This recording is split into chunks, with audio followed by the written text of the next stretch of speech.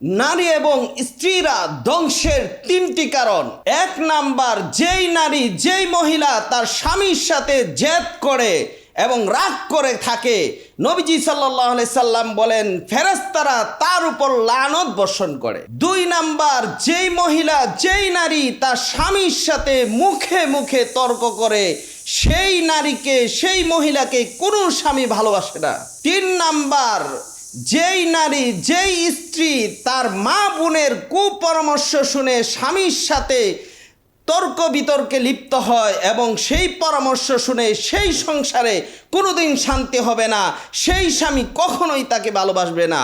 নবীজি সাল্লাল্লাহু আলাইহি সাল্লাম হাদিসে পাকের মধ্যে বলেছেন ওয়া আতাআত যাওজাহা, যেই নারী যেই মহিলা যেই স্ত্রী স্বামীর ইতাআত করবে, আল্লাহর নবী বলেন তাদখুলুল জান্নাতা বিসালাম বিআইয়ি বাবিন শি'তি, যেই জান্নাতের দরজা দিয়া ইচ্ছা। ও মহিলার দলেরা, তোমরা স্বামীর ইতাআত করেছো, আতাআত যাওজাহা, নবীজি বলেন তোমরা যেই দরজা দিয়া মনে চায় সেই দরজা দিয়া জান্নাতে প্রবেশ করো।